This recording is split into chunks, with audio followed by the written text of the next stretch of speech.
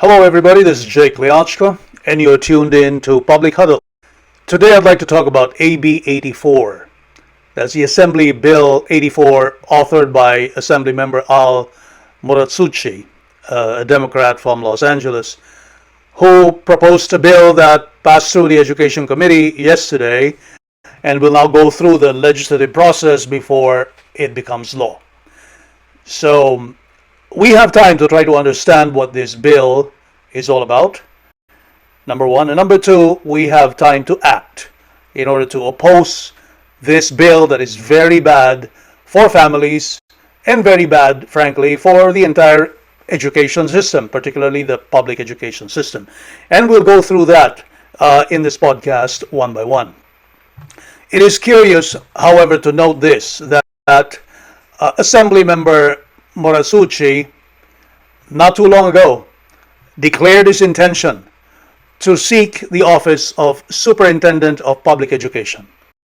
And I think that's a very important fact to keep in mind as we try to assess the whole raison d'etre, the whole logic behind AB 84. Okay? And I'd like to make it clear here that my commentary here has nothing whatsoever to do with any opinion I might hold about public education. I have nothing against public education. I have nothing against public schools. Full disclosure here, though, is that my own children, I have 7 children, I'm a father of 7 children, my own children are in the public school system, albeit the charter school for homeschoolers. Okay, my family has used Hot Ransom Charter School for the last 18 years since we began educating my firstborn. And after that, they went through Modesto Junior College. So my own children are a product of the public school system. However, through the academic charter schools. So I have nothing against public schooling. Okay, so I wouldn't like you, my listeners, to think that this is a defense of homeschooling, at the same time a critique of public schooling. I am going to be the first one to tell you how much I respect the freedom of families to use the public school system to educate their own children. And it is the same respect that I would like to ask that our state legislators and everybody in the public school system to accord those of us who have chosen the path of homeschooling through the public charter system. Having said that, however, there is much to be commented upon, not only about this particular bill and how it is going to restrict the freedoms of families and how it's going to be overall a bad proposal for the educational system, but at the same time, there is something to be said about the current state of the public school system. So we will try to approach this in a very balanced manner, talking only about what is true about this situation.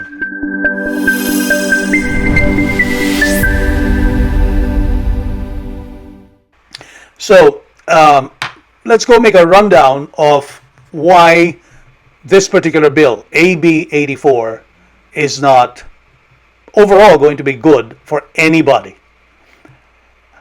Number one, it's a deeply flawed proposal that would slush funding of up to 30% for non-classroom based public school systems.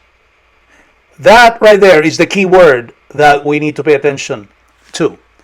Non-classroom based schooling methodology. Okay? Because that's what homeschooling is all about. Our kids who are in the homeschool programs do not sit for long hours in a classroom to be educated in the traditional way by which public education is conducted. There's no attendance requirement for us to be sitting through a class for hours on end every day. Right? The very nature of homeschooling is that homeschool families have the freedom and latitude to define and structure the way they want to educate their children. And there's nothing wrong with that, right? There is nothing wrong with that. That is the kind of latitude available to families that have chosen to take the path of taking upon their shoulders the education of their children instead of consigning it to professional teachers in public schools. And why do we, parents like myself, do this? Why have we chosen to homeschool our children in a non-traditional fashion? Is it because we are more talented, we are more intelligent than the professional teachers who get credentialed in universities? I don't think that's the point. The point rather is, number one, as parents, we have the natural God-given right to educate our own children. And that, what many people don't understand, is that the public school system was only invented to facilitate the parent's role in the educational process. It is not meant to be the only way by which education is to be conducted. In fact, before the invention of the public school system, everybody else was homeschooled. Right? Everybody in the world was educated by their own parents in a system that is practically homeschooling without the label. Now, in the last 200 years, the invention of the public school system just facilitated schooling for those families who, for one reason or another, did not quite find it within themselves to have the ability to homeschool their children, to educate their own children. So, to impose, okay, as AB 84 wants to do, to impose an accountability system that is based on attendance at a schoolyard in a school classroom setting is by and in itself a complete violation of the nature of homeschooling. Okay, so they're right there, right with that very first stated purpose of AB 84, we find a contradiction. If you are going to impose the same accountability factors of classroom-based schooling to homeschooling families that do not follow a classroom type of structure, then you are practically killing homeschooling. That's the purpose of this bill. It's practically a death toll to homeschoolers. If you are going to impose the same methodology, the same accountability measure as you would in a traditional public school. So that's a key word there that we right away should reject. Right? The classroom-based instruction of evaluation or measurement of accountability.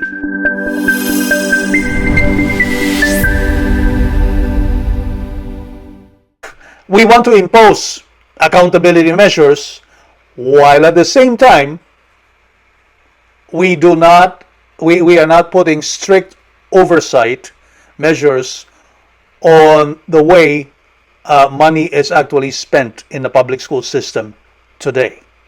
Right? Why are we imposing stricter rules on homeschooling charters, yet we allow plenty of waste to go around in the public school system? That is the second flaw. Okay. Third is that it's unfair, and it is practically a manifestation of double standard, to target charter schools, creating massive new bureaucracies. We're going to create a new bureaucratic system just to fulfill that auditing of public school, of the public charters, right? And we are not solving any problem that way.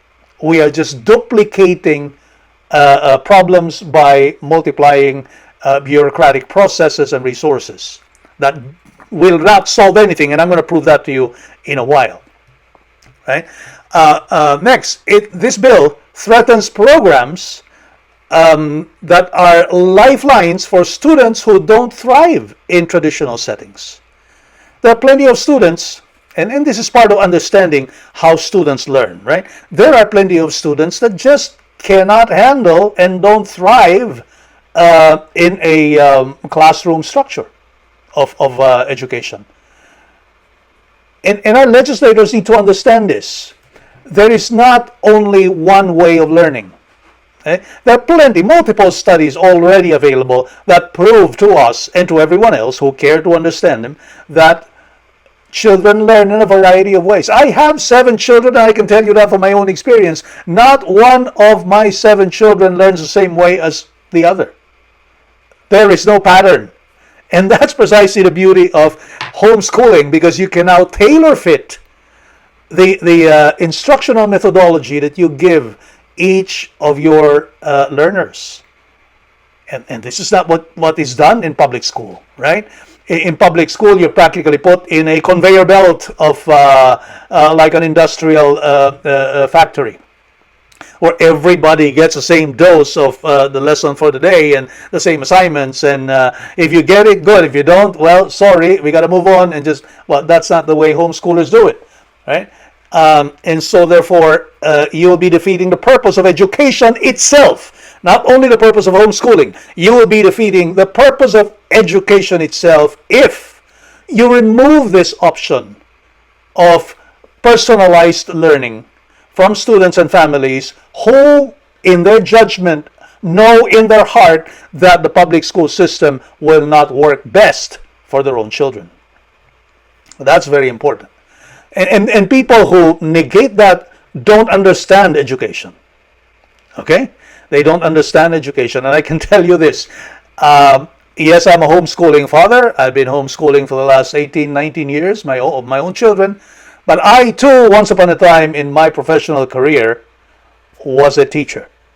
I was a principal of a high school. I was dean of a graduate school of management. I was vice president for academic affairs of a university and president later on of that university. I think I know about a thing or two about education, right? And so I can tell you with certainty that people who understand education, they would vote 100% for the promotion of homeschooling, okay, without detriment to the public school system for those who choose to go that route for their own children.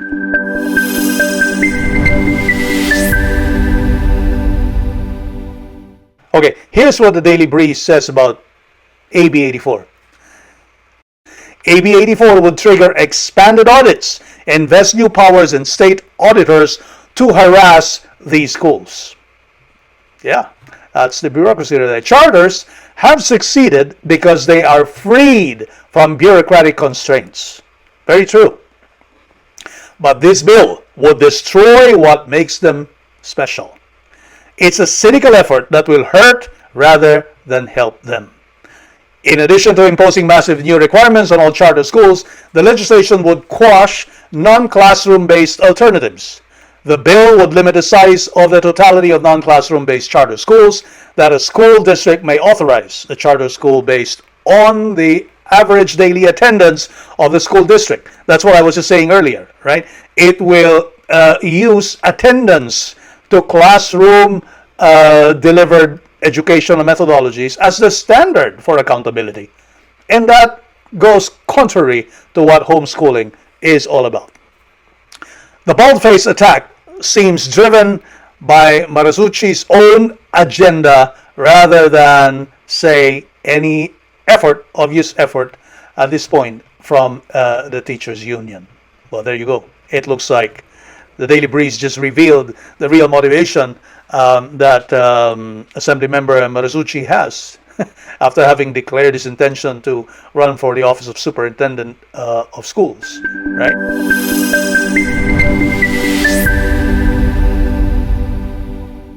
Now the Daily Breeze continues. Charter foes have been chipping away at the independence of such schools for years, right? Driven largely by their goal of protecting the ill-performing public schools from competition. Well, there you go. Is that the reason? Are public schools actually afraid of the charter schools? because the charter schools students are actually performing better in every category and subject matter that they are tested. By the way, there have been numerous tests, right?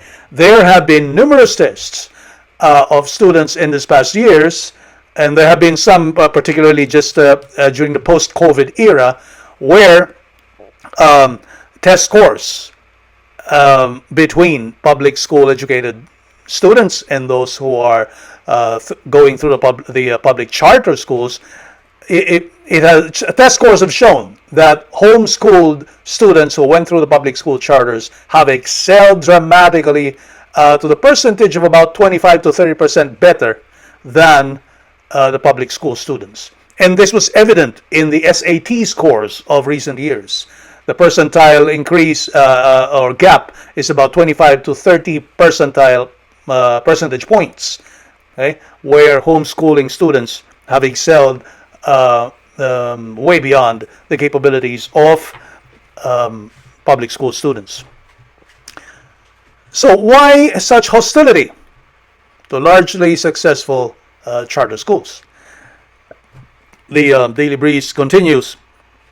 Public school enrollment has been on the steady decline. That's the other thing. I mean, and I've known this for a fact, right? Public school enrollment is in the decline. Why so? Well, because who's the right-minded parent who wants to continue using the public school if they realize that their kids are not learning much from the public school system? They'd rather take the matter in their own hands and educate their own children and have more success doing so, right? So the public school system has seen a steady decline in enrollment. Over the past 5 years, enrollment has declined at nearly 3/4 of California's school districts, bringing added fiscal pressures and difficult downsizing decisions. And why is that? You know why? Because the funding for public schools is based on attendance, is based on how many are enrolled. You see, everything is about attendance. That attendance is just the favorite mode of control, the favorite mode of financing measurement that the state uses. And they want to impose the same measurement on homeschooling families? I don't think so. That's not going to work, right? So, think of AB 84 as an effort to bolster public school attendance by clamping down on the competition, the homeschool families. Now, I don't know why they're so afraid of competition. As far as I'm concerned, competition is good. It helps the public school system challenge itself in order to improve the services that they render the family. So why are they afraid of competition?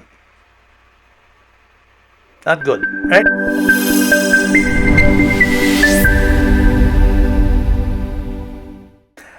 Now, the teachers' unions are the number one accusers, okay?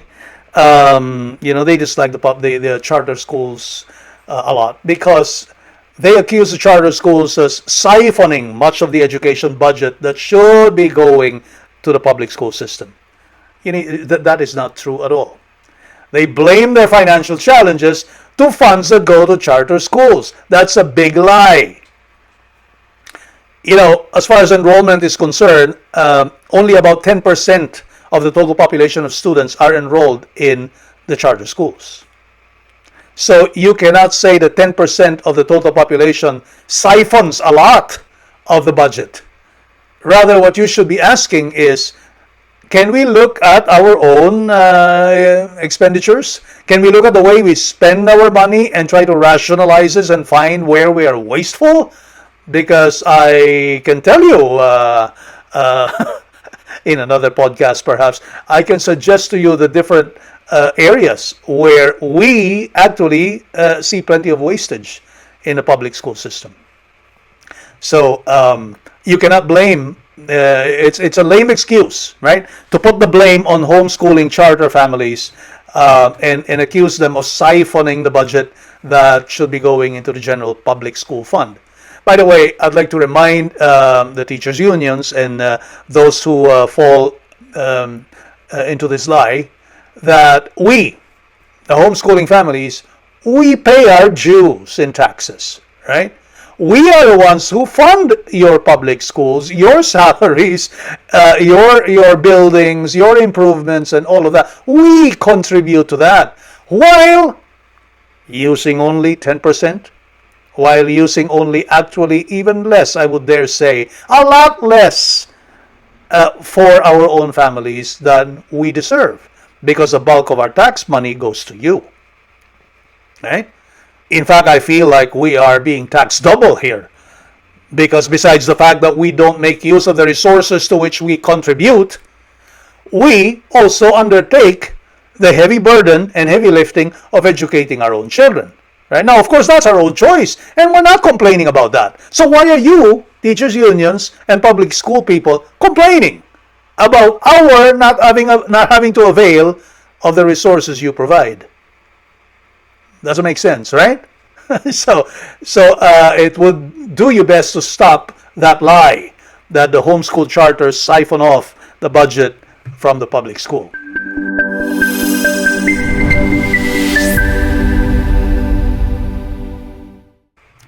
Now, truth to tell, okay, California's public school spending continues to soar, continues to keep going up. This year alone, okay, California will spend a total of $128 billion. $128 billion with a B on K-12 public education this fiscal year alone. This is an amount that exceeds the entire budget of all states, with the exception of New York and Texas. $128 billion. It's a lot of money. Right? A lot of taxpayers' money. Yet, what do we get for all that money? Not much. The results of this budget increase has not resulted in any increase in academic proficiency, sad to say. A recent SAT comparison. Let's look at SAT comparison. Okay?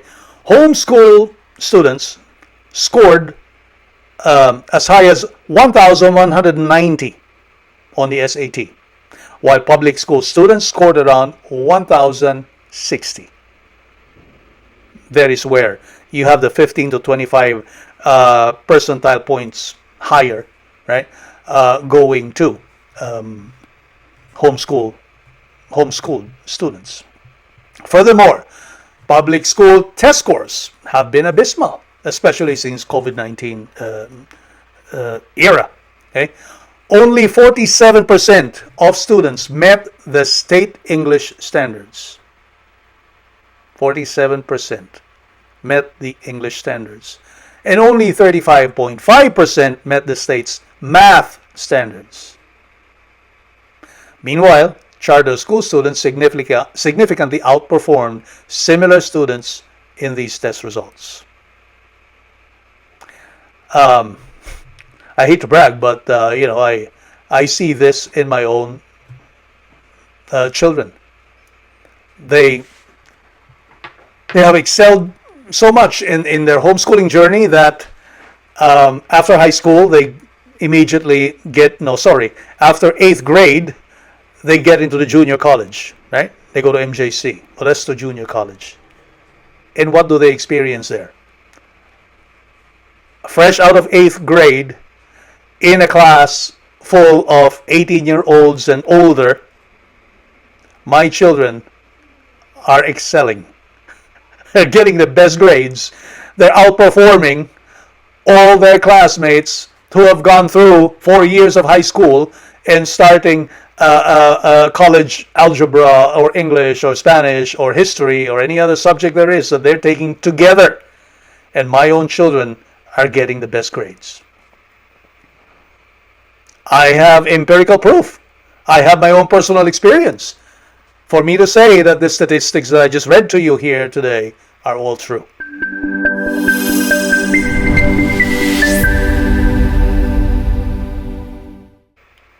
So, here's who I think we need to audit, right? Instead of AB 84 and Assemblyman Marusuchi,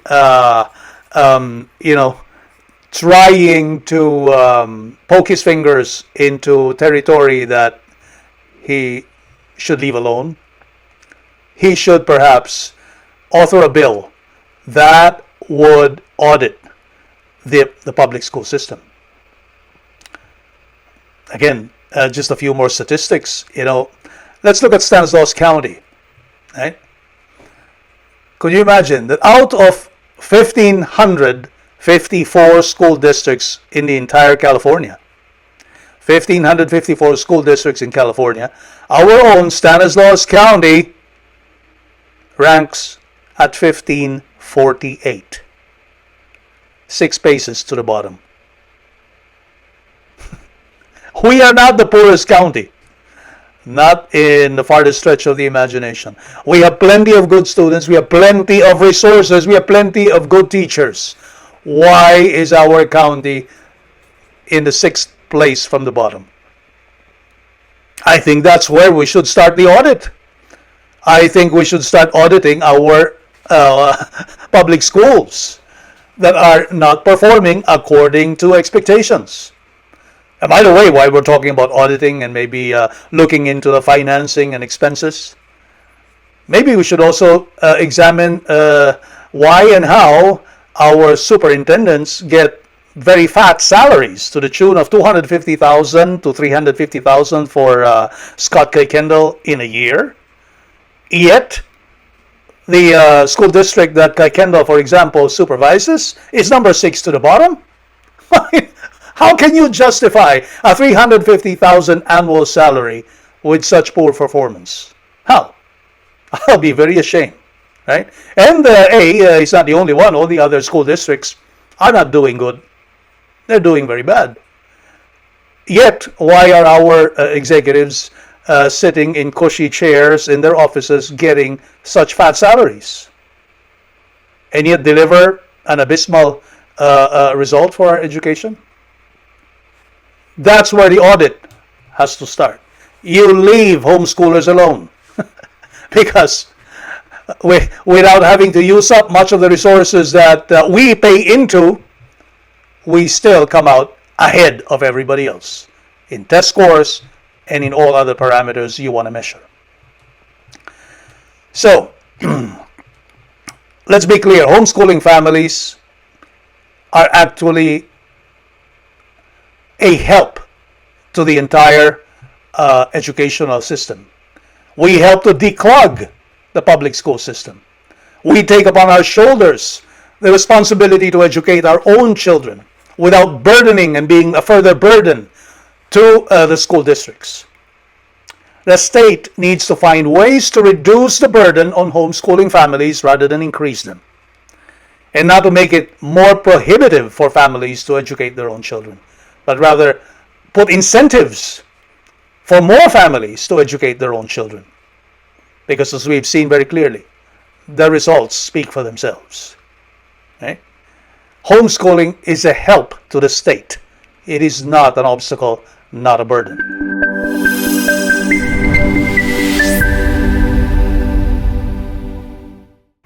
Rather than impose more restrictions, and we will end with this, right? I would appeal to our assembly members and to the state to stop curtailing the freedoms of homeschooling families. We need to learn to respect the freedoms of homeschooling families. We need to respect the rights of parents to be the primary educators of their own children and to educate them as they see fit, including using homeschool charters for the purpose. Our legislators and state government should rather learn to respect, protect, and uphold the rights of families and do everything in their power to promote the principle of subsidiarity, not control. Stop being obsessed with controlling people and controlling families and controlling the minds of our children through indoctrination systems, through the conveyor belt of indoctrination in the educational industrial complex. Stop that. It's not going to do anybody any good. Learn to respect the freedom of your constituents. Learn to promote the principles of subsidiarity and not insist on looking for ways to control the people's God-given freedoms. If you learn to do that, we too will have better respect for your motives and your objectives and the work that you do. We can work together. We don't need to be enemies. We can work together in pursuit of the common good. And I would invite you, everybody listening to this podcast, to work towards that cause. Okay, for more updates on AB 84 and for other podcasts on other issues from the state level down to the county and city level, please follow and subscribe in the channel Public Huddle through YouTube, Facebook, and other social media sites. And I'm thankful for your time and attention. Again, this is Jake Kleochko for Public Huddle. Thank you for listening.